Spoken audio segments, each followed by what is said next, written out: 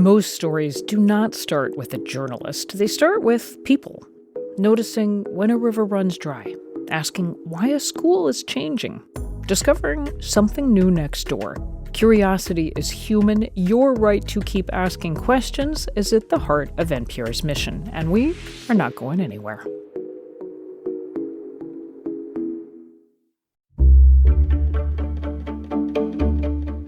Good morning, I'm Lawrence K. Jackson. It's Tuesday, August 11th. We'll tell you what San Diego Unified District leaders want to see more of as students head back to school. More on that next, but first, the headlines.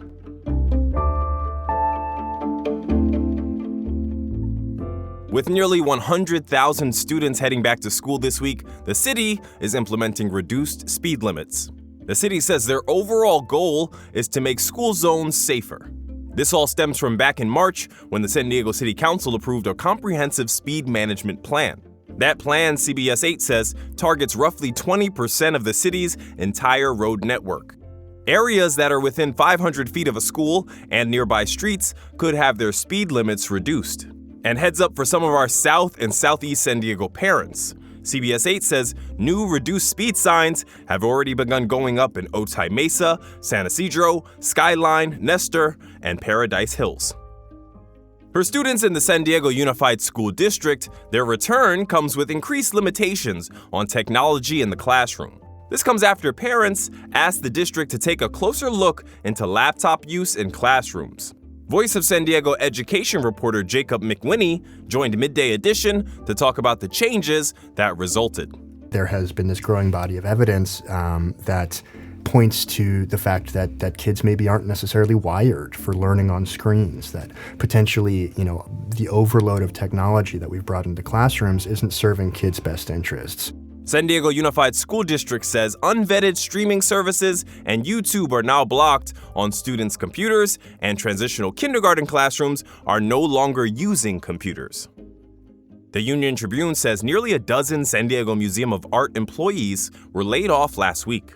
This latest round of staff cuts comes as there is uncertainty surrounding arts and culture funding, both locally and nationwide. The UT spoke with the Museum of Art's COO, who said the organization is responding to inflation and rising operational costs. The San Diego Museum Council says that the Museum of Art is the region's largest, oldest, and most visited museum. The museum also recently passed the 100-year mark. From KPBS, you're listening to San Diego News Now. Stay with me for more of the local news you need. KPBS On Demand is supported by Walter Anderson Nursery, family-owned and operated since 1928, providing San Diego with gardening expertise and independent service for 4 generations. For more information, visit walteranderson.com.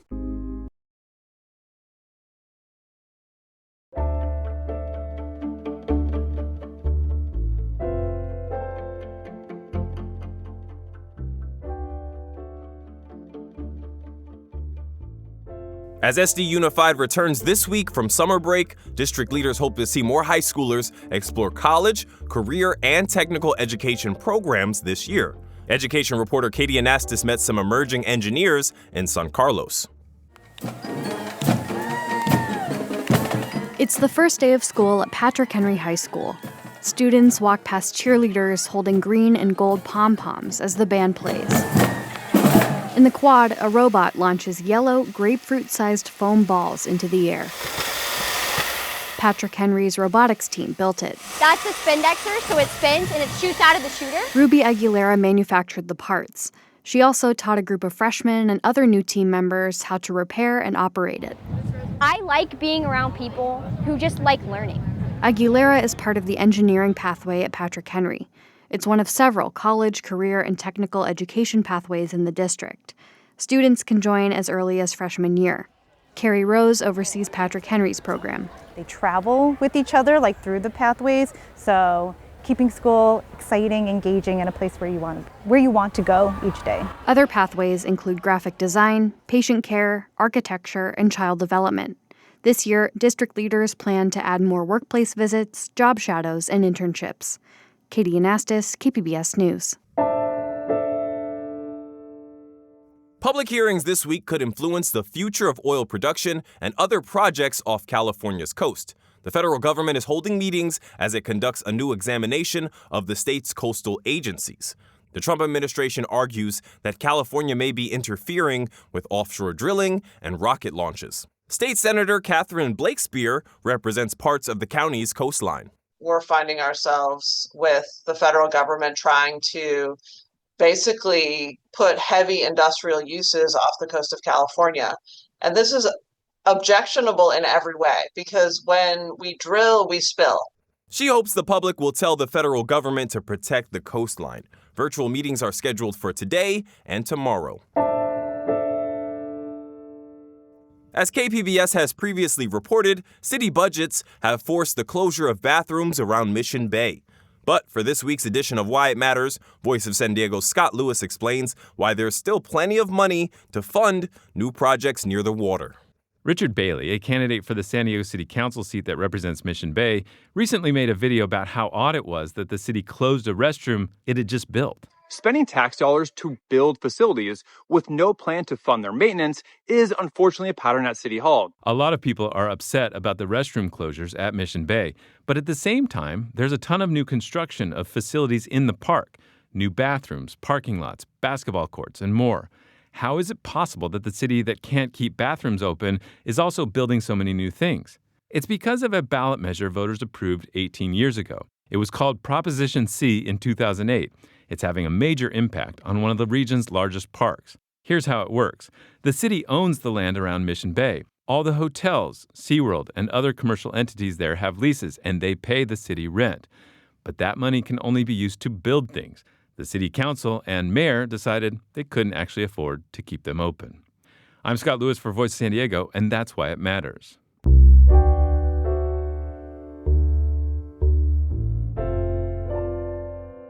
If SDG&E is Goliath, they could be considered a bunch of Davids. They're officially called intervenors, and many of them fight on behalf of ratepayers. Public Matters reporter Kevin Trevelyan says now they're gearing up to battle a proposed rate hike. This is Kimball Valley. You can see how much chaparral we have here. Diane Conklin and Joseph Mitchell bought a house on a ridge in Ramona in 1999 because they love the open space. I think it's an antidote to life today, to look out the window. All I have to do is look out the window. We spend a lot of time doing that. They also understand their beautiful view comes with the existential threat of wildfire. This looked like a moonscape in 2003 after the fire came through. That's the Cedar Fire, which Mitchell says burned down 2/3 of their neighborhood. Their house survived, though. They had just received a permit for a home defense sprinkler system. Mitchell, a particle physicist, built it from scratch. I said, I'll give it a good test this weekend. And the next day was the Cedar Fire. 3 years later, in 2006, SDG&E announced plans to build a high-voltage transmission line through the same valley scarred by the Cedar Fire. They called it the Sunrise Power Link. The couple opposed the power link right from the start. They channeled their advocacy through a small nonprofit they'd started a few years earlier, the Mussey Grade Road Alliance. Eventually, SDG&E rerouted the project south. If neighbors come together and fight, they win. Since then, Conklin and Mitchell have continued fighting utility plans through state regulatory proceedings, and in the process have become members of a somewhat exclusive club. They're among a handful of groups statewide called intervenors. They comb through arcane documents, sometimes numbering thousands of pages, to advocate for things they believe the utility should better prioritize. SDG&E is owned by Sempra, one of California's largest companies. Conklin says it doesn't matter how small the intervenors are in comparison or how technical the subject matter is. It matters how factual you are, and it matters how principled you are. And so in the end, I think that the bugaboo about it being complicated, well, everything's complicated. You just do it. The Mussey Grade Road Alliance's latest project is SDG&E's request to raise customer rates about 8.5% starting in 2028. The utility, intervenors, and regulators will now hash out whether that request is reasonable. It's part of a complicated 18-plus month budgeting process called a general rate case. SDG&E spokesperson Anthony Wagner says a lot of intervenors have sharp pencils when it comes to utility proposals, but he says they help make the process more fair and transparent. All viewpoints inform the scrutiny of what our original proposal is, and it helps make our policy document better. SDG&E says the rate request prioritizes affordability and service reliability. The 5 voting members of the California Public Utilities Commission will have ultimate say. And the stakes are high for SDG&E customers. 1 in 5 households are currently behind on their bills, according to state data. Community activists railed against SDG&E rates in front of parent company Sempra's downtown San Diego headquarters last week. SDG&E! How do you spell corporate greed? SDG&E! Many intervenors base their arguments around affordability, including the nonprofit San Diego-based Utility Consumers Action Network. Over the years, we've done our best to try to assert that, wait a minute here, what the utility is requesting is just too much. That's UCAN Executive Director Edward Lopez. For the 2028 rate request, they're looking into SDG&E's plans for wildfire mitigation. The utility needs to follow state law and says cutting fire risk reduces legal liability, but those projects also have a price tag. At what point does your sort of return on that investment start to diminish? During the last rate request cycle, SDG&E asked to collect about $3 billion from customers in 2024. The Public Utilities Commission ultimately approved $2.7 billion.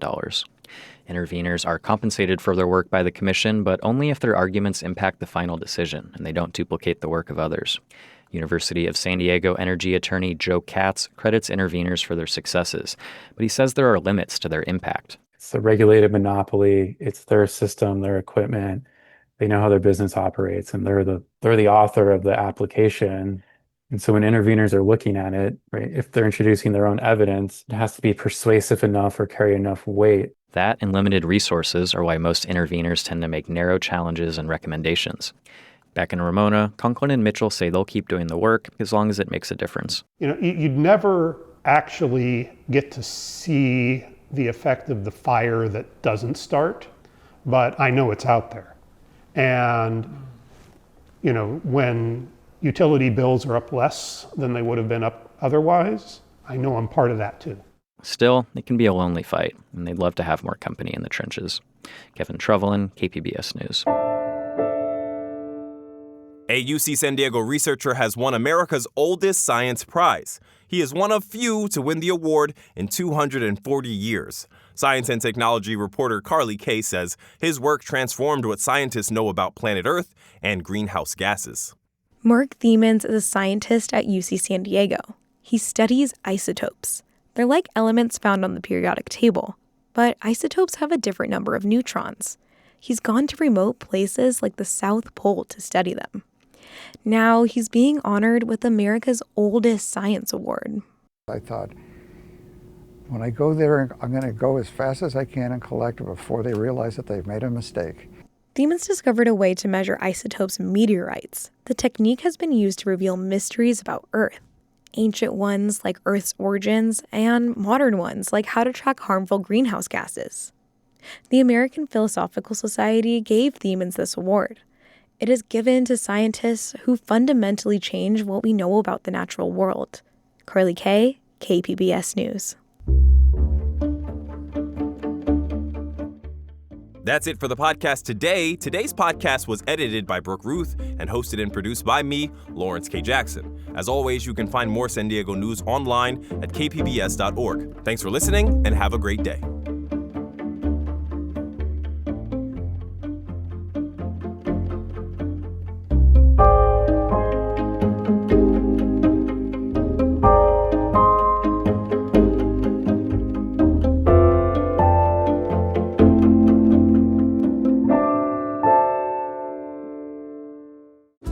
KPBS On Demand is supported by Bill Howe Plumbing, Heating and Air, Flood and Restoration Services. Family owned and operated for over 46 years, Bill Howe has been serving San Diego homeowners with home services since 1980. Bill Howe's full-service team offers heating and air solutions along with dedicated flood and restoration services and an expert plumbing team. Their trained professionals are available 24 hours a day, 7 days a week to respond to both routine needs and unexpected emergencies. Bill Howe is committed to providing excellent communication, transparent pricing, and quality workmanship on every job. Appointments can be scheduled by phone, online, or through live chat at their website. Call 1-800-BILL-HOWE or visit billhowe.com because we know how.